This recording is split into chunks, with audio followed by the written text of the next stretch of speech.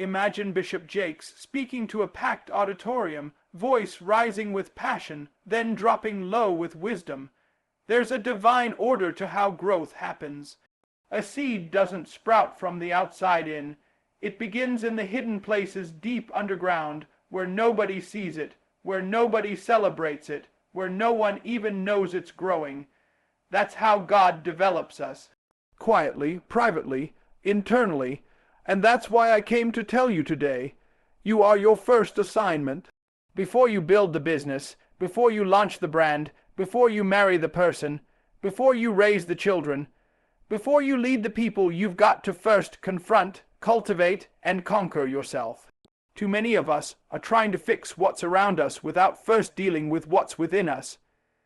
We want to manage organizations, but we can't manage our emotions. We want to lead others, but we haven't yet learned to lead ourselves. We want to be trusted with much, but we have not yet been faithful with the little, and the little starts with us. You want to succeed, you want to reach the top, then stop outsourcing the work of transformation. The deepest work you will ever do will not be on a spreadsheet, on a stage, or on social media. It will be in the mirror. That is where the war is. That is where the change begins. Some of us are exhausted, not because we're overworked, but because we're misaligned. We're spending energy trying to perform for others instead of investing it in becoming who God created us to be. You are not called to be everything to everyone. You are called to be faithful to your assignment, and that assignment starts with stewarding yourself.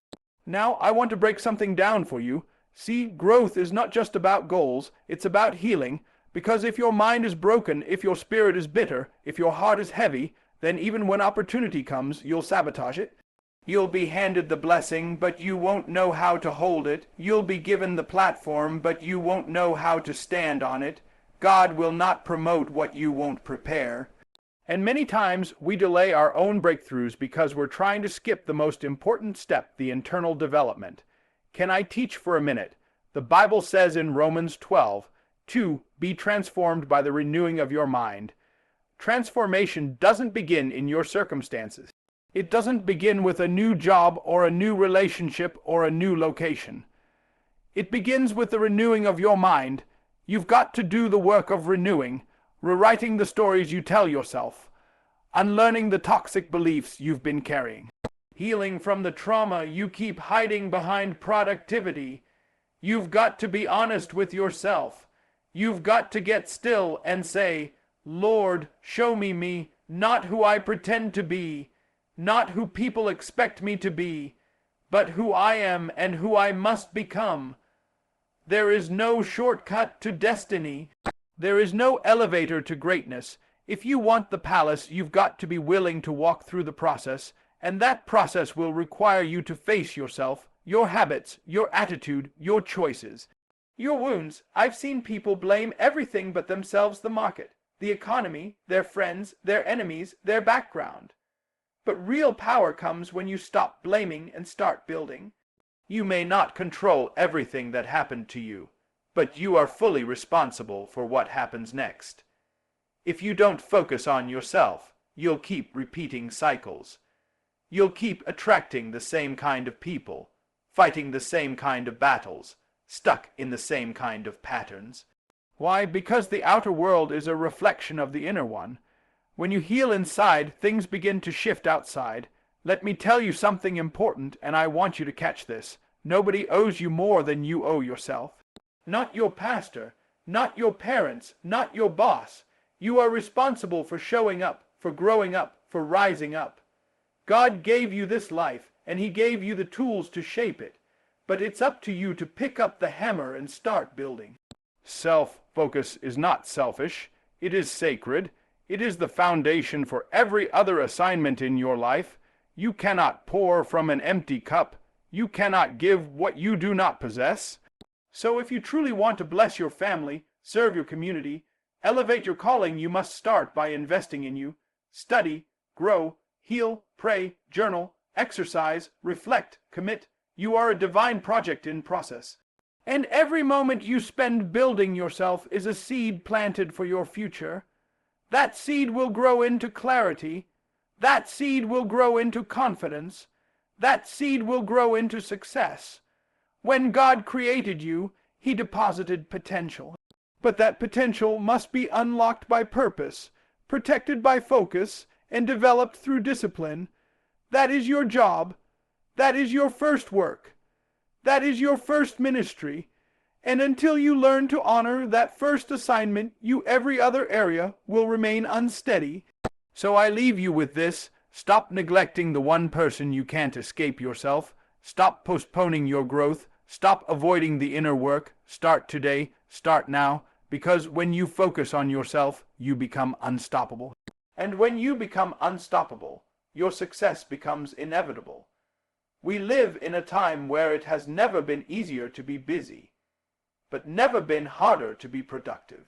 We are bombarded on all sides, phones buzzing, people calling, opinions flying, updates pinging, expectations rising, and if you're not careful, your entire life can be swallowed up by things that have nothing to do with your purpose.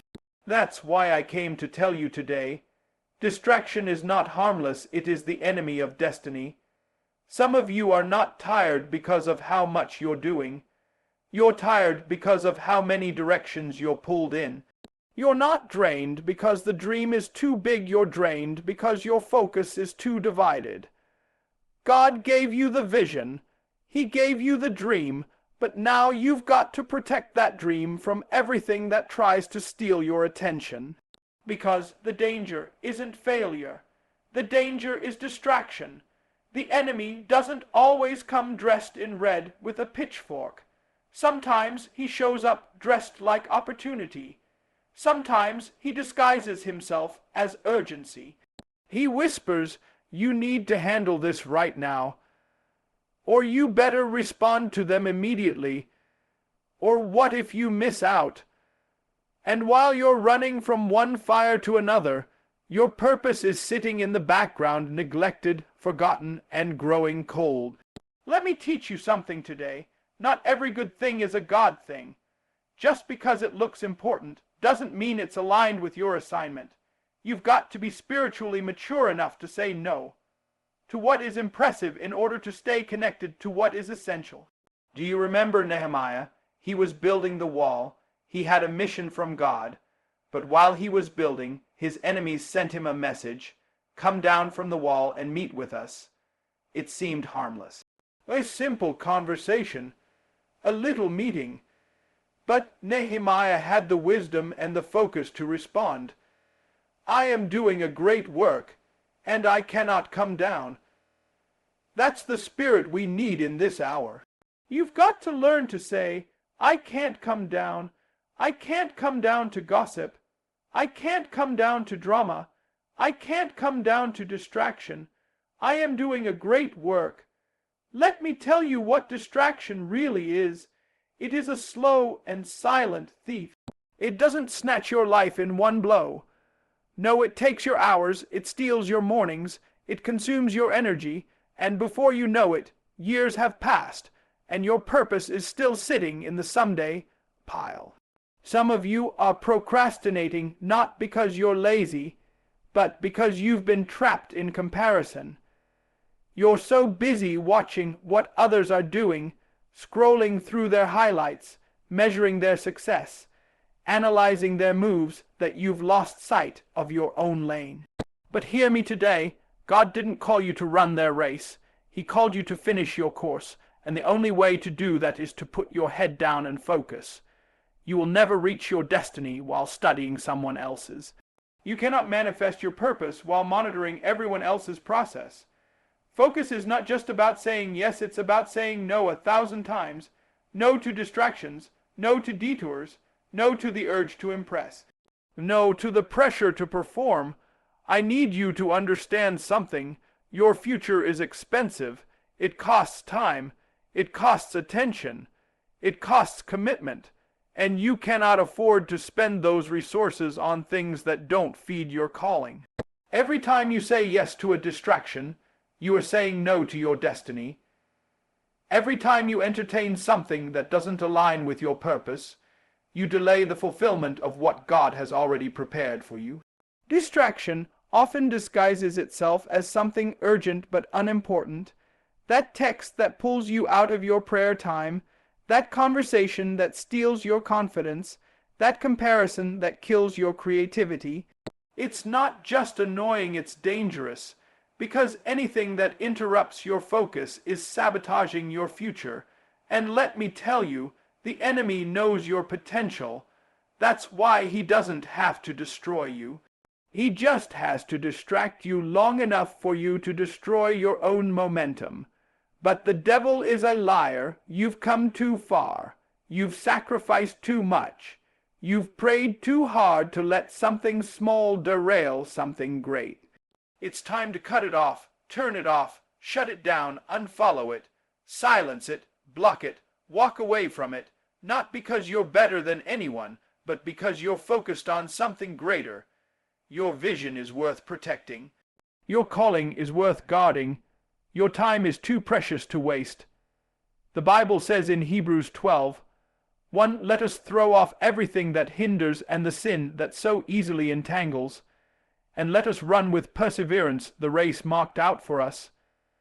That means throw off the weight, throw off the noise, throw off the distractions. Why? Because you've got a race to run, and you don't win races by looking around.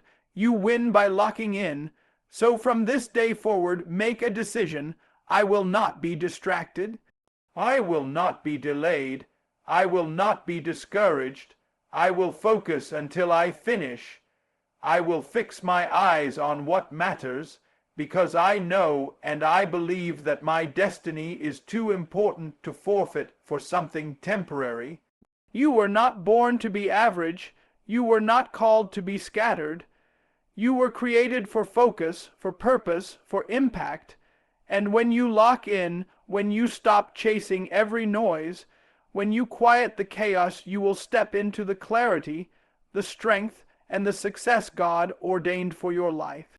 There comes a season in life when you look around and suddenly you feel like people are backing away. The phone stops ringing, the invitations dry up, the applause fades.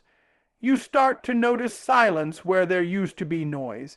And if you're not grounded, you'll begin to assume something is wrong. You'll start wondering, did I do something? Am I being punished? Have I been rejected? But I came to tell you something that will shift your entire perspective. Isolation is not rejection, it is preparation. See, God has a way of pulling you back before he launches you forward. Before elevation comes separation. Before promotion comes preparation. And preparation often happens in isolation, in the unseen places, the quiet rooms, the lonely nights, the inner battles where nobody else is watching. That's where God does his deepest work. We confuse silence with absence, but God does his best sculpting in secret. When a seed is planted, it disappears from sight. It's covered, hidden, pressed down into the dirt.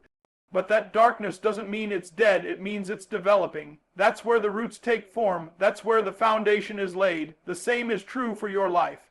Just because you're isolated doesn't mean you're being forgotten. It means you're being formed. Some of the most powerful moments in your journey won't happen on platforms, stages, or social media. They'll happen when it's just you and God, you and your thoughts, you and your journal, you and your tears. And it's in those moments when no one else understands, when no one else checks in, that God is saying, now I have your attention, now I can show you who you really are. Don't despise the season of isolation. It's not punishment, it's positioning. It's the sacred space where your distractions are stripped, your identity is clarified, your character is shaped, and your spirit is refined. It's where God takes away the crutches so you learn to walk by faith and not by sight. Because when God gets ready to use you, I mean really use you, he has to detox you from needing the crowd. When David was anointed to be king, he didn't go straight to the throne. He went back to the field, back to the sheep, back to the place where no one was clapping, and it was there, in the isolation of obscurity, that he learned how to fight lions and bears. It was there that he developed the confidence and skill that would later defeat Goliath. It was there that he cultivated intimacy with God, not in the palace, but in the pasture. That pasture is your preparation ground. You may feel alone, but you are not abandoned. You may feel overlooked, but you are not forgotten. You may feel hidden, but you are not useless. God is shielding you until you're strong enough to stand in the place He's prepared for you. And let me tell you something, the people who walked away from you, the ones who rejected you, the ones who didn't call back, didn't include you, didn't support you, they weren't necessary for where God is taking you. If they were needed for your next level, God would have kept them.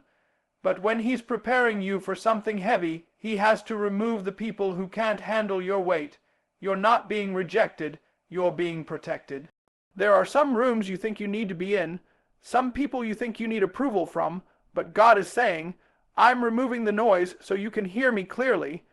I'm stripping away the opinions so you can recognize your own voice.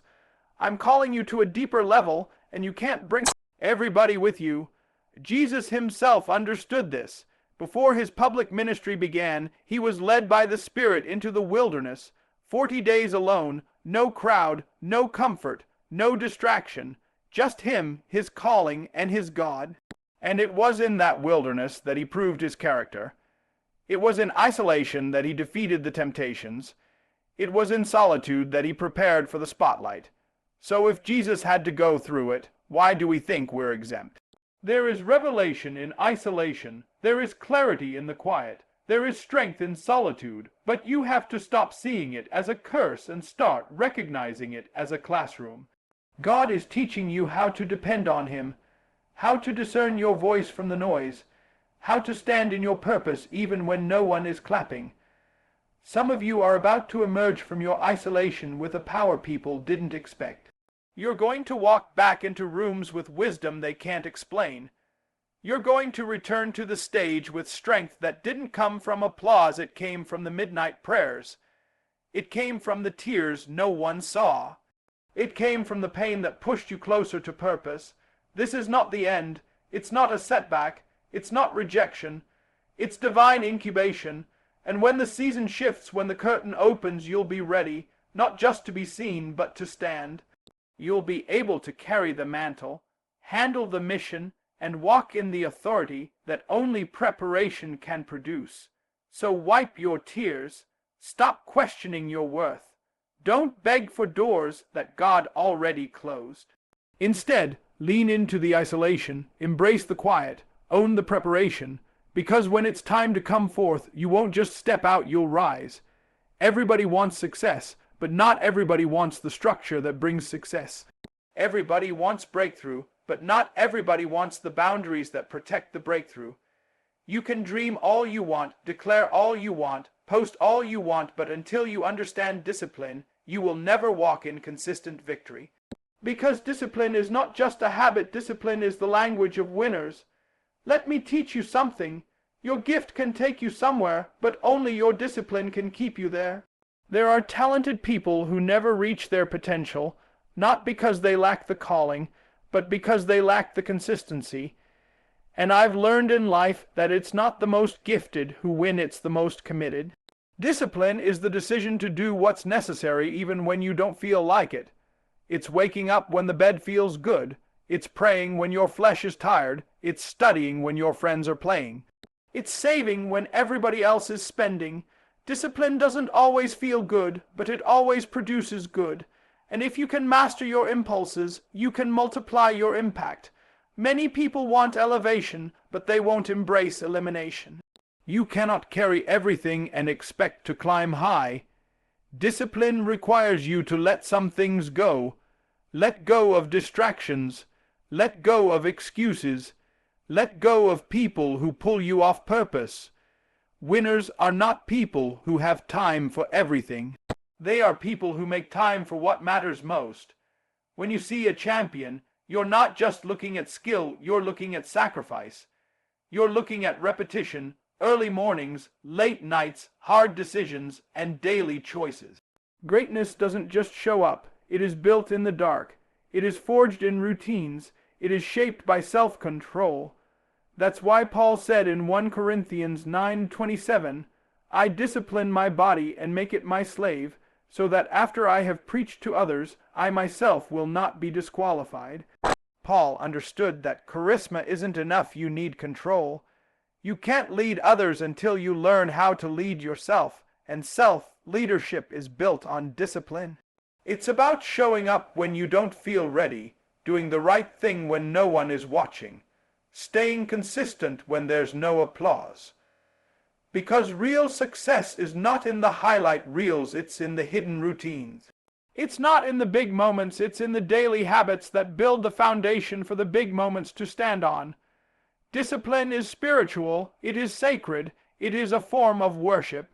Every time you push past laziness, every time you resist temptation, every time you choose purpose over pleasure, you are telling God, you can trust me with more. You are telling heaven, I'm not just asking for the blessing, I'm becoming the kind of person who can carry the blessing. There are doors that won't open until you master discipline, not because God is holding them back, but because if you walked through them now, you wouldn't be able to handle what's on the other side. You'd fumble the opportunity. You'd collapse under the pressure. But when you allow discipline to do its work, it develops the strength, the character, and the capacity to sustain what success demands. Let me be honest. It's easier to be lazy. It's easier to complain. It's easier to coast. But easy doesn't lead to excellence, and easy doesn't honor God. God didn't create you for comfort, He created you for calling. And calling requires character, and character is built through discipline. Discipline is not a one-time decision, it is a daily devotion. Every day you wake up, you have to choose it again.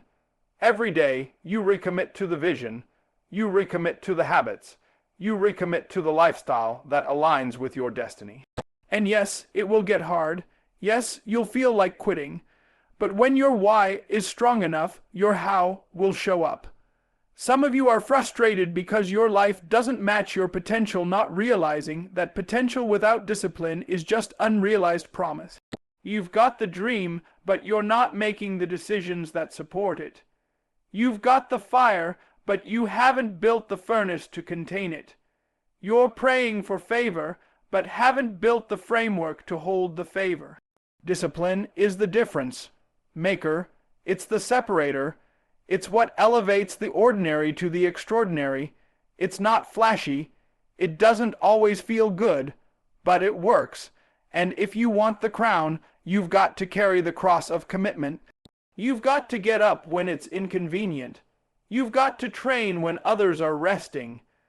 You've got to guard your time, your energy, and your focus like your life depends on it, because it does. There's a version of you that exists on the other side of discipline, a stronger you, a wiser you, a more powerful you. But you won't meet that version by accident. You meet that person through intentional effort, strategic living, and spiritual maturity. So don't just wish for success, work for it. Don't just pray for progress, prepare for it. Let your lifestyle reflect your calling. Let your habits match your hope. Let your routine speak louder than your dreams. Because when God sees discipline, He sees someone He can trust, someone He can bless, someone He can elevate, someone who's not just waiting on greatness but walking toward it, one disciplined step at a time. One of the greatest misunderstandings about success is that you can have it and still keep everything and everyone you had before. But true success has a cost, and one of the first payments it demands is separation. You cannot take everyone where you're going. You cannot hold on to everything you've outgrown, and you cannot climb while clinging to what's comfortable. Success requires separation. Not everyone is assigned to your destiny. Some people are only attached to your history. They love who you were, but they can't handle who you're becoming. And if you insist on keeping them close when God is trying to take you higher, you will delay your elevation. Every new level in life will challenge your loyalty not to people, but to purpose. There comes a point in your journey when you must decide, do I want comfort or do I want calling?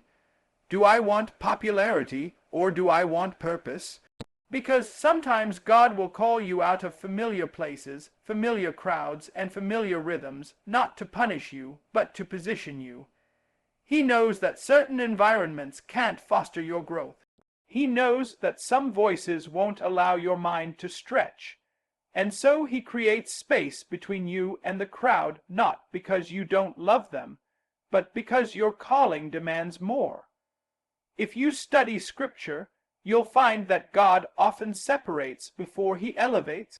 Before Abraham could become the father of many nations, he had to leave his country, his kin, and his father's house. Before Joseph could wear the robe of royalty, he had to be separated from his brothers and sent into a foreign land. Before Jesus performed his first miracle, he was led away into the wilderness alone. This is a spiritual pattern. Before greatness comes, God often disconnects you from the familiar to reconnect you with his voice. Separation isn't always physical, sometimes it's mental, emotional, and spiritual. You can be in the same room as others, but your mindset is no longer the same. You're thinking on a different level. You're managing your time with purpose. You're aligning your actions with vision, and while others are playing, you're preparing. While others are wasting time, you're investing it. That kind of focus will make you feel distant. But don't misinterpret that feeling. It's not arrogance, it's alignment. Success forces you to say no to drama, no to procrastination, no to the comfortable cycles that once kept you stuck. It's not that you're better than anyone. It's that you've realized where you're going requires discipline, clarity, and space is a gift. Space is where God gives strategy. Space is where your creativity breathes. Space is where your next level downloads. But here's the hard part. Separation hurts. It's not easy to walk away from old habits. It's not painless to distance yourself from people who once meant everything to you. But if you want to step into your assignment, you have to be willing to leave behind what no longer aligns. Some people will say you've changed. They're right, you're growing. And growth always creates gaps between who you were and who you're becoming. Success will not allow you to stay the same. It demands that you evolve. And evolution means exposure to new levels of discipline, new circles of influence, and new standards of excellence. You'll have to separate from mediocrity. You'll have to break up with excuses. You'll have to divorce the desire to be liked by everyone. Because not everyone can comprehend your hunger. Not everyone can support your sacrifice. And not everyone is willing to pay the price you're paying, because success costs. Don't be afraid to walk alone for a season. Loneliness is sometimes the path to leadership. Isolation can become your incubation, and separation can become your preparation for acceleration. You are not losing people, you are losing limitations. You are shedding the weight so you can soar. It's okay if they don't understand. They weren't given your vision. They weren't called to your journey. You don't need everyone to agree with your path. You need to obey the one who gave it to you. Obedience is better than attachment, because what God has for you is not dependent on who stays, but on your willingness to move forward. You'll know you're growing when peace becomes more important than popularity, when purpose becomes more valuable than approval, when progress feels better than attention. That's when you'll understand the power of separation. Because the truth is, if you're not willing to separate, you're not ready to succeed. The next dimension of your life is waiting, but you must travel light. You can't take bitterness with you. You can't take fear with you. You can't take the old version of you with you. God is calling you higher, and the air is thin at the top. Only the focused, the disciplined, the committed can survive there. And you, my friend, are one of them. So don't fear the separation. Embrace it. Don't run from the silence. Lean into it. God is pruning you, refining you, and preparing you. Because when you arrive at the place He's destined for you, you won't need validation. You won't need approval. You'll walk in knowing this is what I was made for. And you'll realize it was the separation that made the success possible. My brothers and sisters, after everything we've walked through together, after understanding the power of personal focus, the necessity of isolation, the strength found in inner preparation, the demand for daily discipline, and the divine requirement of separation, I want you to hear me clearly. Your success is not a matter of chance. It is a matter of choice. You don't need to wait for someone else to affirm you, validate you, or clear the path for you. You are the path. You are the difference. You are the answer to the prayers you've been praying. But to become all that you were born to be, you must make a decision, a holy decision, to focus on yourself like never before. Not selfishly, but intentionally. Not arrogantly, but strategically. Not out of ego, but out of purpose. This is your season to turn inward so you can break outward. This is your moment to shut out the noise and turn up your growth. No more blaming, no more waiting, no more distractions. Because what God is doing in you requires your full attention. Focus on your habits. Focus on your healing. Focus on your mindset. Focus on your boundaries. Focus on your goals. Focus on your discipline. Focus on your relationship with God. Everything you want is tied to the version of you that you are becoming, and you don't get there by accident. You get there by alignment. You get there by consistency. You get there by focus. Let them talk. Let them walk. Let them misunderstand you. Let them say what they will. You're not building for applause, you're building for purpose. You're not climbing for followers, you're climbing for freedom. You're not hustling to be seen, you're preparing to be ready when the door opens. So stay the course, silence the noise, protect your peace, guard your time, and above all, focus on yourself until you succeed. Because when you finally arrive at the place you were destined to reach, you'll realize that it wasn't the crowd, it wasn't the cheerleaders, and it wasn't the opinions that got you there. It was your decision to focus, to grow, and to rise even when nobody else was watching. This is your time. This is your assignment.